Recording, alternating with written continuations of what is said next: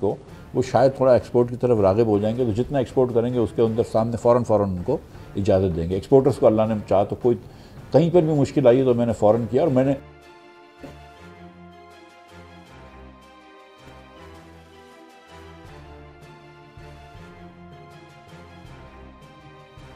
ہم کو پاکستان کو اپنے پیروں پہ کھڑا کر دیا صحیح طریقے سے، پھر ہم بالکل انشاءاللہ تعالیٰ وہ چیزیں دے دیں گے۔ تو یہ ہماری کوشش ہے۔ مہنگائی بہت بڑھ گئی ہے، میں 2 منٹ آپ سے معذرت کے ساتھ لوں گا، میں بہت لمبی بات کر چکا ہوں۔ ہماری یہ مہنگائی بہت بڑھ گئی ہے۔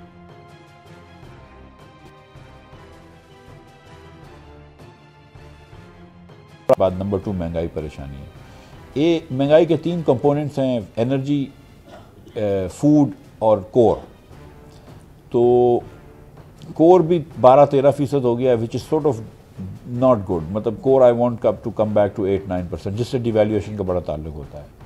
فوڈ پرائسز بڑھ گئی ہیں، فلڈز میں تو خاص طور پہ اگست میں بڑھ گئی ہیں، لیکن فوڈ پرائسز بڑھی ہوئی ہیں۔ حالانکہ تھوڑا سا کنٹرول آ رہا ہے کہ مئی سے جون کے اندر منتھ آن منتھ 6% بڑھا تھا، جون سے جولائی میں 4% بڑھا تھا، جولائی سے اگست میں 2% انفلیشن کرا تھا، تو میں امید کر رہا ہوں کہ سپٹمبر میں اور اس کو انشاءاللہ روک لیں گے۔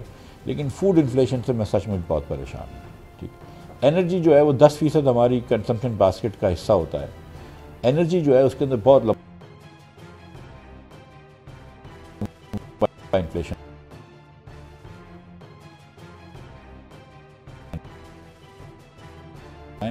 تو اس سے بہت انفلیشن بڑھ گیا، اور اس کا بیس افیکٹ چونکہ لاسٹ ایئر کم تھا، لیکن اکتوبر سے بیس افیکٹ اچھا ہو جائے گا تو انفلیشن کا نمبر کم ہوگا۔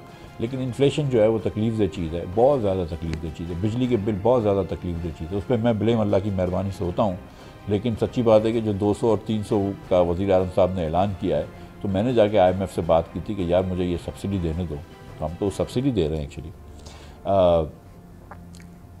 لیکن ایک بات میں یہ سمجھتا ہوں کہ جو پچھلے دور حکومت میں کوئی کام نہیں ہوا ٹرانسمیشن اینڈ ڈسٹریبیوشن لاسز پہ، اور کوئی کام نہیں ہوا بل کلیکشن پہ، وہ کام اگر ہم کر لیں اور بجلی کی انیفیشنسیز کم کر لیں، کیونکہ ہم IMF آپ سے یہ کہتا ہے، ورلڈ بینک کہتا ہے کہ اپنے پورے پیسے پورے کر لو، لیکن اس کا مطلب ہے کہ جو انیفیشنسی ہے وہ بھی کنزیومر پہ ڈال دیتے ہیں، تو وہ صحیح نہیں ہے۔ تو میرے خیال سے اب یہ بجلی کا محکمے والے جو وزیر اور جو سیکٹری ہیں وہ اتنے قابل لوگ ہیں انشاءاللہ تعالیٰ کہ وہ اس کو بہتر کر لیں گے، تو آپ دیکھیں گے کہ چند مہینوں میں سمجھتا ہوں کہ اکتوبر سے بجلی کے بلز جو ہیں وہ ایک دم اللہ نے چاہا تو کم ہو جائیں گے۔ مجھے اللہ کی ذات سے پوری امید ہے کہ وہ کم ہو جائیں گے۔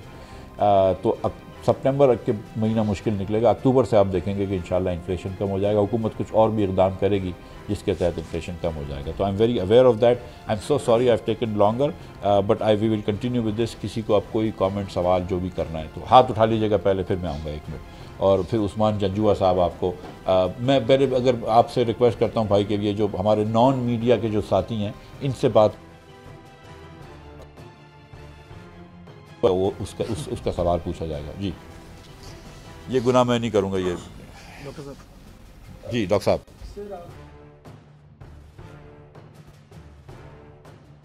تو بہت 19 میں اور نیوز پیپرز میں آ رہے ریئل اسٹیٹ اسپیکولیشن، کیونکہ جو آپ سب بتا رہے تھے میسو مانیٹری اسٹیمولس جو آ رہا تھا وہ بہت زیادہ ریئل اسٹیٹ کی طرف جا رہا تھا، جس کی وجہ سے ہم اپنے پروڈکٹیو سیکٹرز کے اوپر جو ہے نہیں کر سکتے۔ تو ایک تو سر یہ بتائیے گا کہ یہ ریئل اسٹیٹ اسپیکولیشن جو ہے اس کو کرب کرنے کے لیے کیا آپ اسٹیپس لے رہے ہیں؟ دوسرا سر ابھی ریسنٹلی آپ نے IPA کے اندر کہا، جس کی وجہ سے بہت تشویش ہو گیا کہ آپ نے کہا کہ جو میرے پاس ٹائم کم ہے۔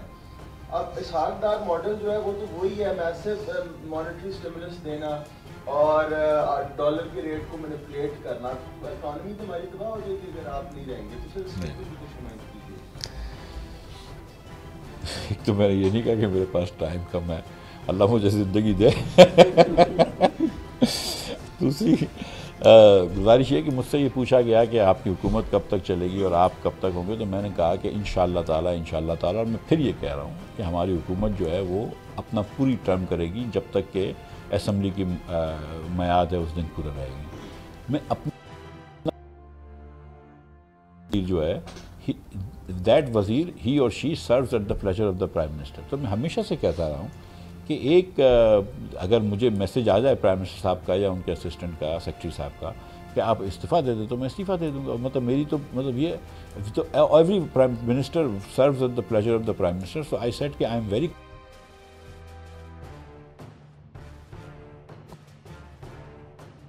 ٹینیئر جو ہے it's actually at the pleasure of the prime minister. میں یہ کہنا چاہ رہا تھا اینڈ دیٹس اباؤٹ اٹ. جو دوسری آپ کی بات تھی ریئل اسٹیٹ کے اوپر, ہم نے کچھ ٹیکسز بھی لگائیں, لیکن اب پاکستان میں جو ہے نا جتنا آپ ٹیکس لگاتے ہیں نا کوئی بھائی ہمارا جو ہے وہ کسی نہ کسی کورٹ میں چیلنج کر چکا ہوتا ہے. تو اب ہم کو اللہ کرے گا تو عدالتیں بھی تھوڑا سا وہ اس کو یہ بات کو سمجھیں گی اور انشاءاللہ انصاف دے گی کہ حکومت کو بہرحال ٹیکس جمع کرنے, اگر ہر ٹیکس کو عدالت روک دے گی تو پھر ہم کس طرح تنخواہیں دیں گے لوگوں کی. جی تمہاری ندیم. جی جی جی